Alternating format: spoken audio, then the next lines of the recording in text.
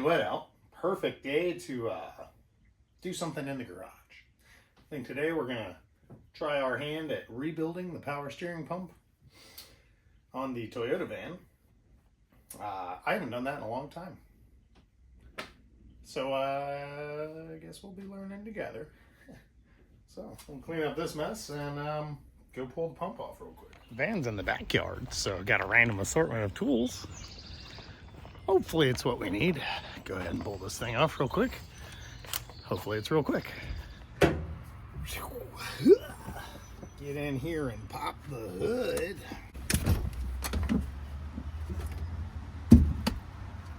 Yeah, and for a little bit more space, we'll go ahead and pop our coolant overflow tank out of here, since it just snaps on. Oh, it's got a sensor on the bottom. Somebody had the wise idea to come in here and make a power steering drip pan so it wouldn't drip down onto the alternator so bad. Because these things are notorious for leaky power steering pumps ruining alternators. As you can see, it was catching some drip. The next step is definitely make a big freaking mess. I might need to lob the top of this bottle off. Did you bring a knife? Pressure line, that's gonna be a 22 millimeter. And our power steering pulley. Ooh, it's getting sunny out. Nice. Give me a 19. Probably gonna have to put the belt back on. So, you know, I jumped the gun there. Yeah, we're gonna turn the motor over doing this. Darn it. Since I didn't have anybody to help me while holding the crank pulley bolt while I was out here doing this, I was kind of risque here, but I just grabbed the power steering pulley with my locking pliers from Pittsburgh. You know the deal. You know, kind of sacrilegious. You don't really want to damage any of these belt surfaces because nicks can start cutting belts and belts fail and then you're stranded. But it worked. So, got this loose enough where we should be able to get it off. And then once that's off, it'll give us access to these bracket bolts here, which should free the pump from the bracket, I think. Get our pressure line next. Of course, it's going to be a jerk. The fitting into the pump just came loose. So we're going to have to go get a big stinking adjustable to grab that.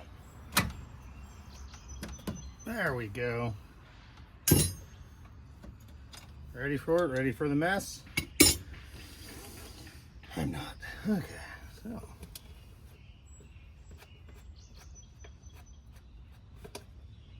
Quickly now, quickly.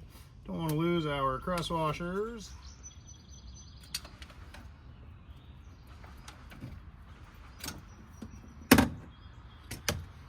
So, couldn't get the hose off, so went ahead and that whole top spigot, it mounts to a 2-bolt clamp that goes into the power steering pump. So I went ahead and just removed that. Make sure you lose your power steering pulley nut, as well as the washers and the wrench you needed to take that off.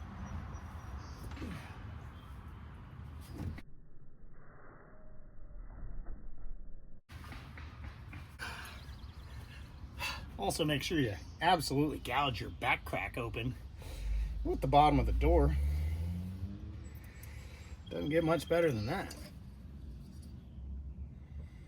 Okay, take note visually, put it in your brain real hard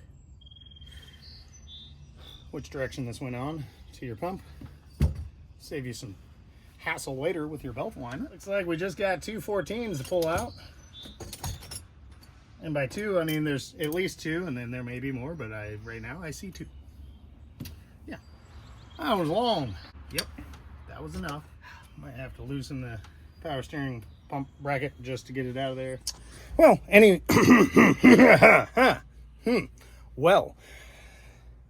Anyone who's ever done a job more than one time knows that the first time it takes forever and you hate it. The second time, it's really not that bad, but you still hate it. So I started taking this whole bracket loose / off for the ease of removal of the pump, because I thought I was hitting the lower radiator hose. Don't worry about how swollen and gross that is from power steering fluid. But actually, the reason we were stuck on there is, well, there's this little support bracket that Toyota designed, and that was still bolted on. I'm not saying that having a little bit of wiggle room here didn't make it easier to get out, because it probably did. So, you know, maybe not time wasted. However, that definitely is the kind of thing that adds time to your overall project. All right, we got that little bad boy out of there. The front seal actually really doesn't look bad. On these Toyota vans, and really a lot of other vehicles, there's an O-ring here that seals the spigot that goes into here for your feed. Oftentimes that O-ring is actually your leak. When I first got this van running, that definitely was leaking, and I replaced it. However, we were still getting a huge leak as time progressed, and still dry around here. It was never that. It looks like this rear port G, I don't actually know what it does or what it means or what it is, but that looks like it's completely full of power steering fluid, so that may have been our source. Another thing is the two halves of the pump are sealed with an O-ring and could just be leaking in the middle. Anyway, we're gonna get confused and blast this thing apart real quick, lose some pieces, and then convert to electric power steering. All right, for our rebuild, I got this kit off of the Rock Auto. It was like $2 or $3 versus a pump is like 60 to 80 bucks with a core. It's like over 100. So, keeping in mind that this is probably for several different pumps, we may or may not use all of these O-rings. So, keeping that in mind, we don't want to feel like we oopsied something. So, need a receptacle, clean place to put all my pieces and parts. That ought to do. So, presumably this O-ring will be in our kit here. We'll save that for later. And there's an O-ring here. That one should also be in our kit. Keep those together. This little plungy do may or may not come right out, I don't know. Yeah. Alright. That's filthy. Looks like this actually has a kind of a filter element on it. So we'll probably want to spray through here with some brake parts cleaner. A little bit of scoring on this thing.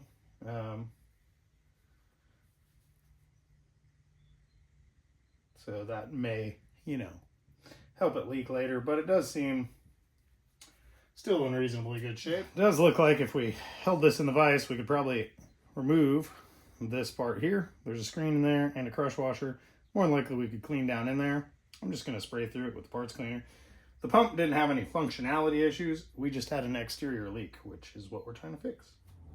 Oh yeah, gross.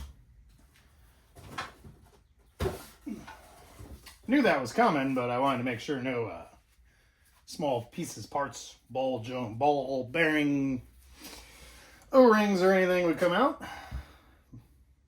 So, go ahead and before we get too far along, we'll go ahead and pop our keyway out. So we're going to replace this front seal because we have it. I don't wanna, but if we're already in here, it'd be foolish not to seal that up. I guess we're at the point where we will blast the two halves apart. Before we split the two halves, mark our alignment.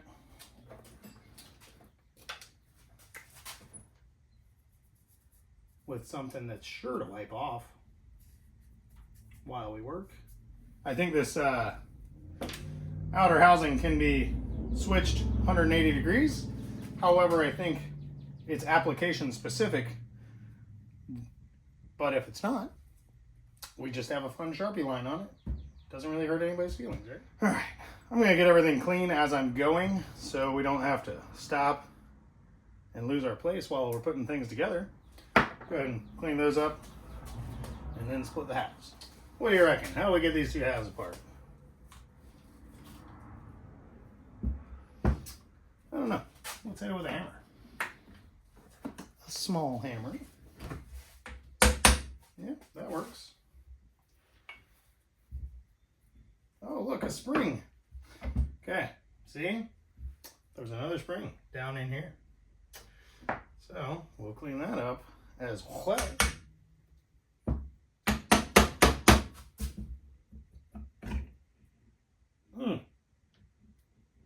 You know, I don't like the way that came apart. Anyway, here we go. We got our doodad. It's got orifices. It's got a lot of scuzzy stuff built up on it. And an O-ring. Big one. So, like I said, they occasionally leak from the two halves. I would say this is probably your culprit in that scenario. The big one. So, off with his head.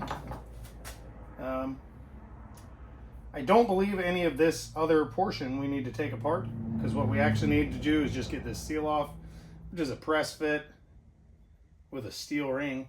It's going to be a pain to get out of there. I will take this off so that we don't lose it. But let's look at directionality, because I bet that's important on that one. So we'll clean it and we'll mark it. First, let's spray it with brake parts cleaner. Get it more cleaner. And then take your machined parts and throw them on the concrete floor before you mark them. Excellent. Well, now I guess it's all in shambles. All right, I believe we'll have to check the instant replay. But I believe this 5 was facing down earlier. There's no other 5s on here. So when we go to put this back together, we'll just have to make sure we fortunately videotaped what we just did.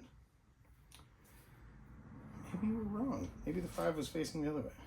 Anywho, yeah, that feels right. So I don't think that can be flipped because these ports have to line up with those ports.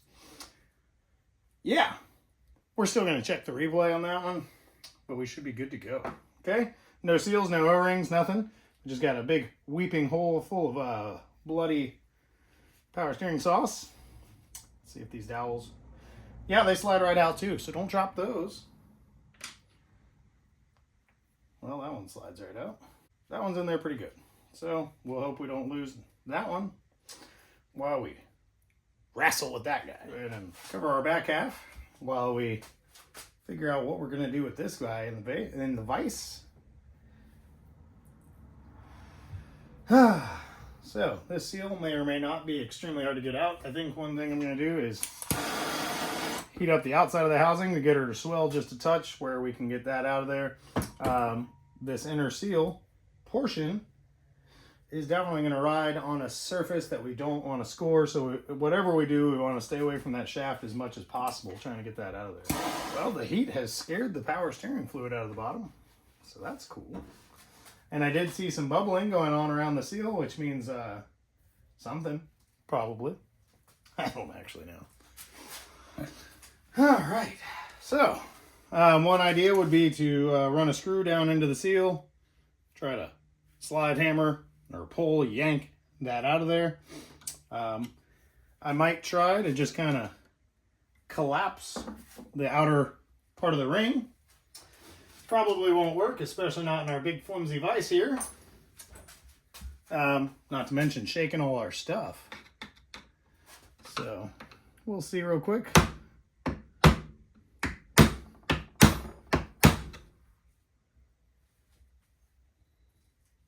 It has moved, but it's moved in.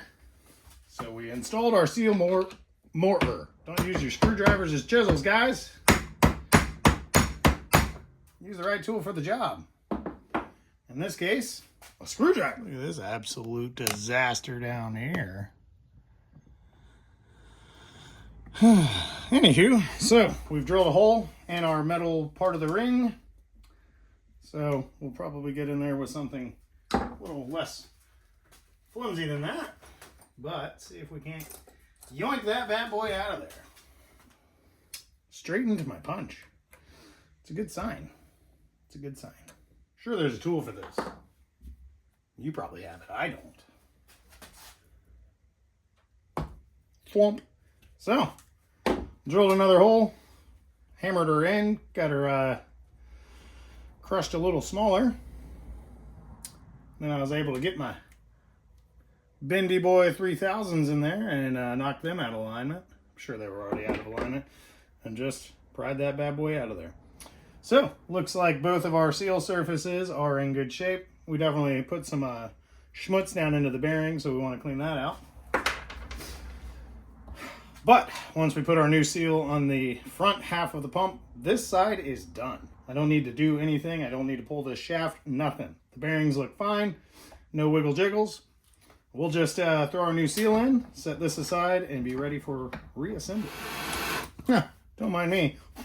Definitely a residual brake parts cleaner in there. So, got our housing a little warmer once again to kind of try to swell it up just enough to where our seal goes in easier. Take some of this old power steering fluid I keep seeing everywhere. Dab it on our seal to help it slide on more easily. Bum, bum, bum. Use your professional seal driving kit from Matco, Snap-on, whichever, you know, or a bigger than 1 1/16 socket. How about a 2032? 2032! That works great. 32 millimeters. That's what size seal installer kit you need. Make sure we got even lip all the way around and that she's all the way seated. And that's going to be good to go. The back half of the pump has a lot more nonsense going on in here. So these little veins here, this whole doodad slides around, machined smooth surfaces. So we need to be very careful not to lose any of these. Also, these little veins are directional. They've got a rounded end and a squared end. They got to make sure that they all go back in the same way. We already lost one. It's gone forever. So, yeah.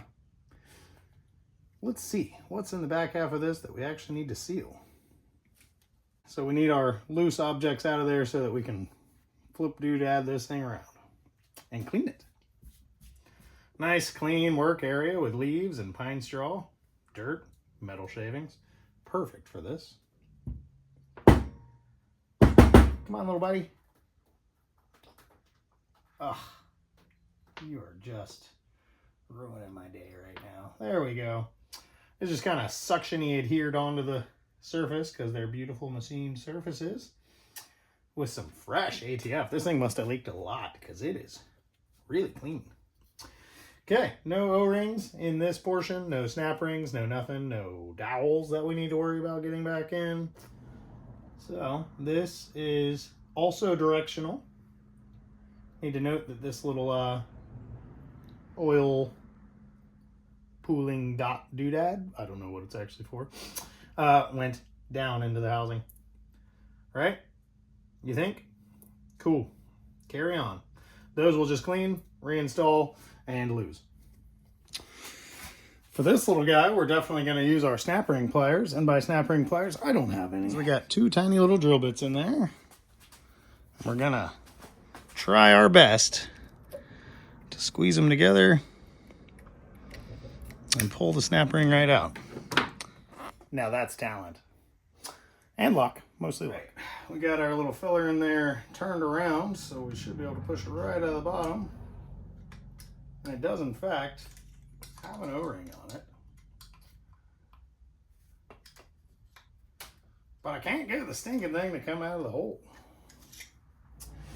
This is port G, the one that we were thinking was leaking. Also, let's notable mention, this is where I had our Sharpie alignment mark earlier, and it's gone. So what I had done when I noticed that was erasing itself, I just went ahead and real quick scored both halves with a drill bit so that we know. And thinking about it, I believe this portion actually does also come out, and we might need to check, because I think this other big O-ring might actually be for that guy in there. So, not positive, but we'll take a look. After we get this stupid thing done, port G, I hate you. Just not convinced it's supposed to come out of this hole in the bottom. It comes right out of the top of it. Don't mind me. So, that's going to be one of our smaller O-rings. We'll clean this plunger up. We'll clean all this gunk around it, and we'll get a fresh O-ring on that one, especially because we know that one was probably our leaker. And we know we probably screwed up that bore by pushing that thing up and down with random screwdrivers and stuff. Oh yeah, this O-ring just exploded into 1,000 little tiny cracked up pieces. So more than likely, this was, in fact, our culprit. Just crumbling.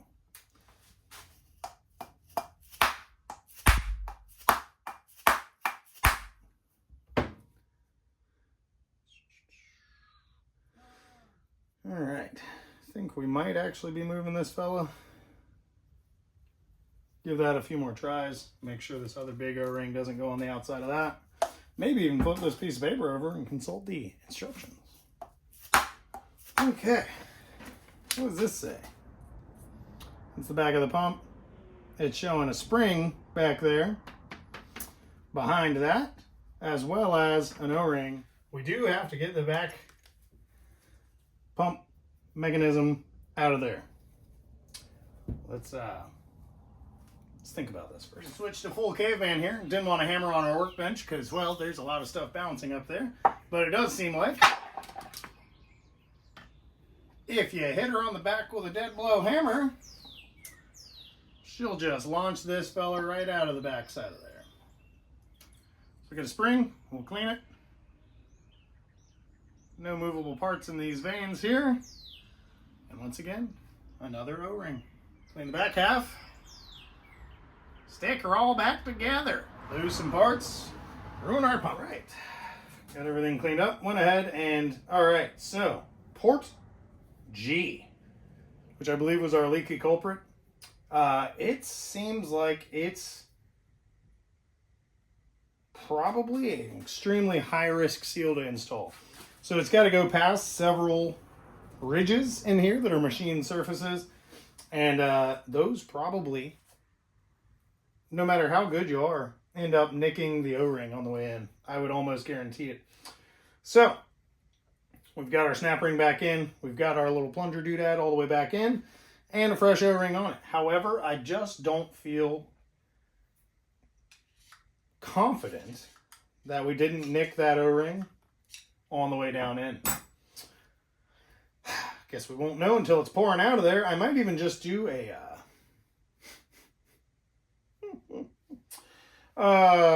just a security blob RTV into here, because it shouldn't be a pressure hole so much as just a weep. And I'm basing that purely on the fact that there would be a ton of pressure behind this, and it would definitely leak, because this is your pressure port. So the other side of that port is going to see extremely high pressure. Think thousands of PSI. And it's all just a dinky little O-ring that you probably nicked on the way in. That's why these things leak. What a stupid pump. Anyway, we'll put a freshie on here. Get it back down in there with its fun little spring. Plink. And deal with that mess. Getting this pressure vane back in. I really don't know the best route. It's actually only held in by O-ring tension. So put our fresh new O-ring on, got everything wet with brake parts cleaner. That's about as far in there as it was, but I got dirty fingers. So we've got our back half reinstalled. This is going to be an incredible pain to get everything aligned the way it's supposed to be, because we've got this guy that goes onto the front half. Well, these two dowels in this have to also dowel into the lower half. And we've got all those little vanes to drop in there on that inner mechanism thingy doodad. Right? So, lots to get wrong here. And we're going to do our best not to, right? Yep, sure. So, I think the easiest way to do this is going to be, we've got the front of the pump.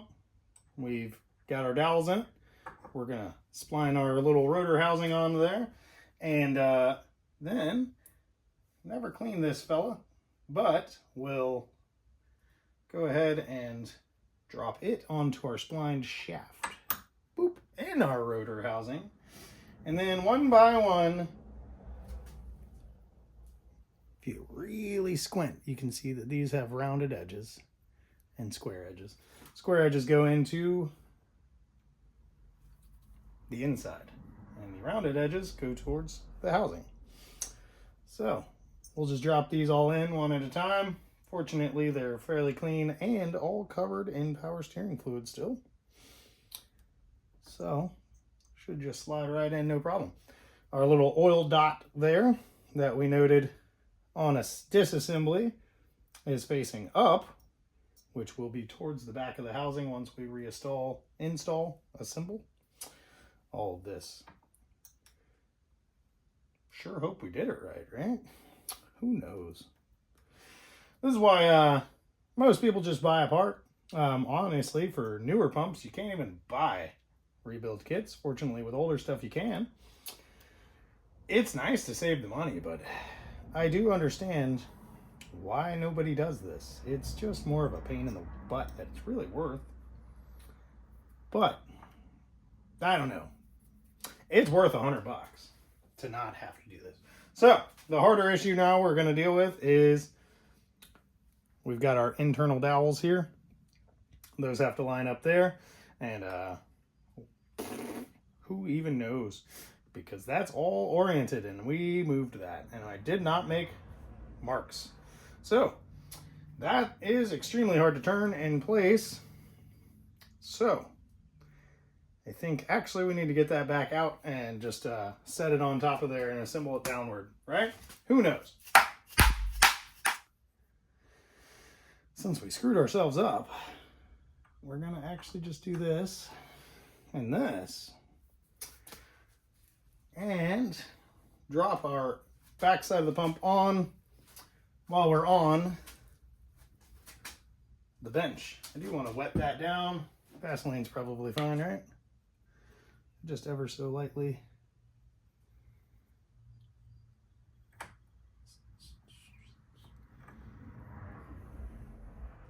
Lube up our seal so more easily slide into the housing. Check our alignment, and it goes like this.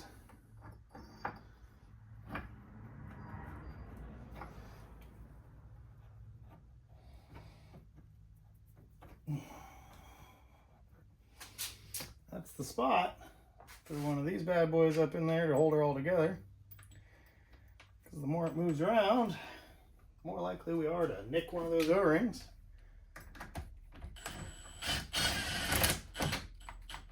Okay. We'll go ahead and throw the rest of our bolts in there, torque those down, and then it's a matter of just this last plunger mechanism. Put our key back in and put it back on the van. There's probably definitely a torque sequence.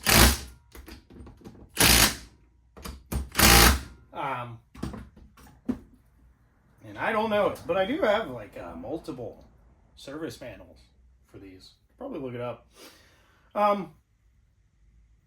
Torque specs in the description, except for I'm lying. They're not, but you weren't going to check anyway.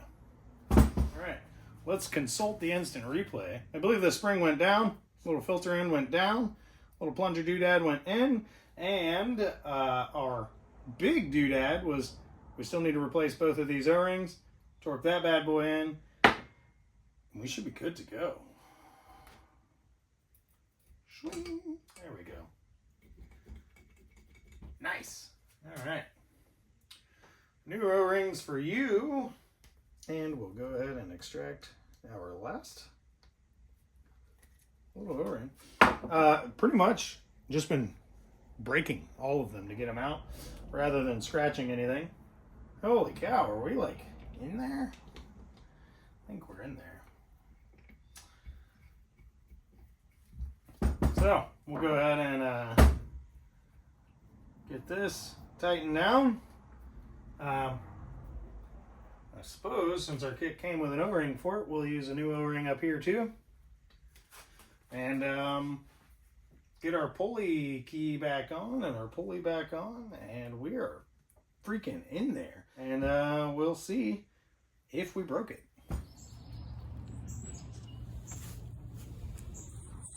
I'm not saying I kneeled in dog poop, but I'm not saying I definitely kneeled in dog poop. Gross. So anyway, went ahead and deleted on the vacuum idle up sensor. That's okay for me because I don't care if things work right as long as they work. Just know that if you were to do that and this system is functioning properly on your van, any vehicle, when you go full lock, high pressure on your power steering, that bumps up your idle so that you don't stall the engine. I'm perfectly okay with saying, oh, brum, brum, brum, fixed. So, did that just because I've personally never heard this thing idle up, and I just like deleting and removing any extra vacuum leak potential and just junk from the engine bay. So, don't do it, but you can. Probably a torque spec for that. I didn't use it, but you can. So, we're all back together, and if this were a normal vehicle, we'd be over there somewhere putting power steering fluid in it. But since we drive the silliest vehicle ever made, we're going to go behind the passenger seat here, take off the access panel after moving the carpet, grab a funnel, and top off our power steering reservoir. Alright, since our van is such a pain in the butt with the reservoir basically not uphill from the pump, went ahead and pulled our feed line off. We're going to give it a few glug glugs so that we can make an absolute mess when we go to put this on, but should give us a little bit of sauce to start a prime, to start some suction when we crank this thing over. Ready for the mess? And away we go. Ah, it's everywhere. All right.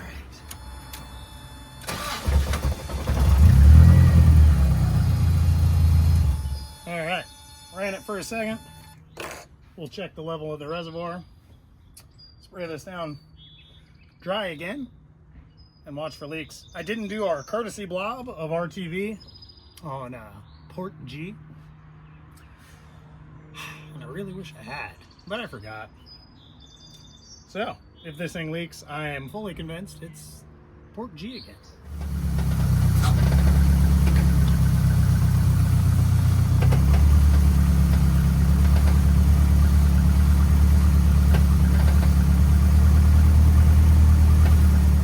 So, good news is we still have power steering. We didn't lose enough parts to matter.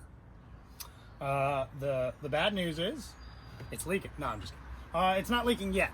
So, at the moment, success, and that's what we're taking it. Goodbye. Looks like we've buttoned it up. So, not bad. Maybe took 2 hours. I don't actually know how long this took. Probably 2 hours. And it was like $4.